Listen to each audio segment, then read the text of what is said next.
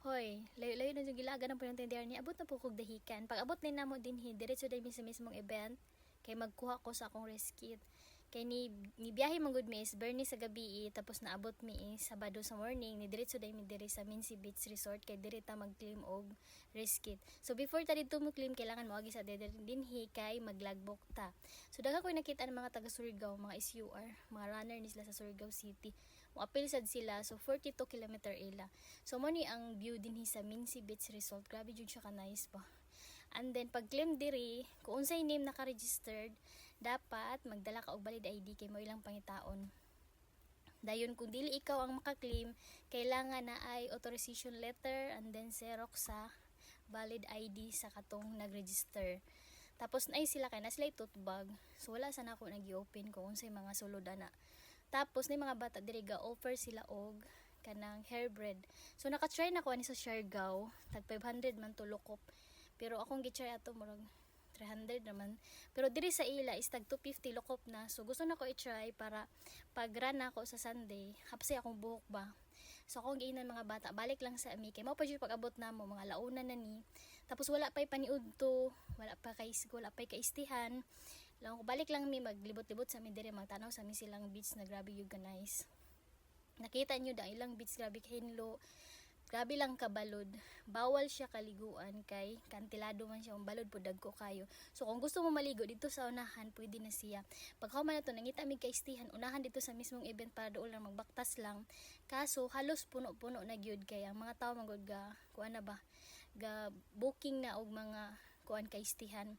Mao tong unahan sa event, mga 5 kilometers siguro gikan sa mismong event.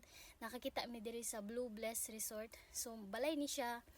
And then, duha ka rooms, na CR. Okay man pod, kay pagawas nimo beach, kung gusto ka maligo, na mga cottage, mas nagana siya, na hinlo pod ang dagat nila ba. And then, mao ni iyang room din hiko, ani siya, 5,500. And then, mag-deposit ka og 500. Ilang CR, dako pod kaayo. Napod sila ko ano. Basta nice pod kay diri. Tapos, deposit kay 500, kay basin og nay mabuak. So, kakita ko og kining taho na malit ko pa ko man naglibot-libot mi diri. So mo ni ang gawas sa katong room namo. Na mga cottage. Then gusto ka maligo, mo baba ka dia. Wala ko kapakutan kung pilay mag-rent dia sa cottage nila. Pero nice kayo siya ba. Kuan ang ilang room, okay man siya pero ang kuan bitaw, ang bidding grabe kanipis. So dagay nang gimok well natulog kabs kay lami kay mag-relax.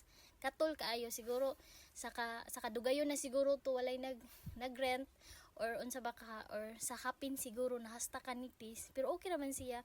Tapos napo sila yung mga food din gusto mo mag-order pero take out lang. Wala sila yung mga katong mga plato bitaw na para sa uban bitaw na kung magstay ta na yung mga plato na yung mga kutsara ang ila take out raman si katurang murag paklans ang sudlanan and then plastic na mga kutsara so ana pero okay raman pod lami man pod ang food so wag yun iyang view din hinag sorry sa miniati dagay nangaligo gay nahapon naman ni kay kuan murag dili siya mobalo din hiba tapos dagay mga kagang bitaw mga crabs so mao ni ang iyang view so mo na ang mga rooms din ha tag 5,500 tagduha na siya ka kuan ka kwarto.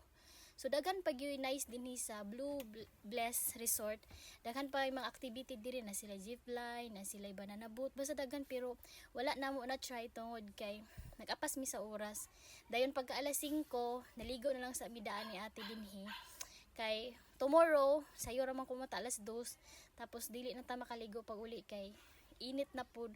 So naligo na lang mi dan tawan ang ilang dagat. Grabe ka tinaw. Tapos grabe ka gana.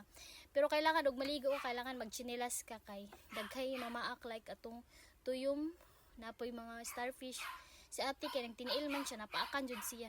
Saba kay mga iro. So grabe kalinaw unya mabaw ra pod basta ka nice kay dinhi. Basig pohon kaluyan makabalik na pod ta. May na lang nakalaag. So mao to ni hawas ra pod ayon ko. Dito slo ora kadali. Sama na si akong buhok gibasa gyud na ko na kay kuan pero nagpa hairbread ko daan para tomorrow di na ako maligo pero gibasa jud na ako na siya sa dagat.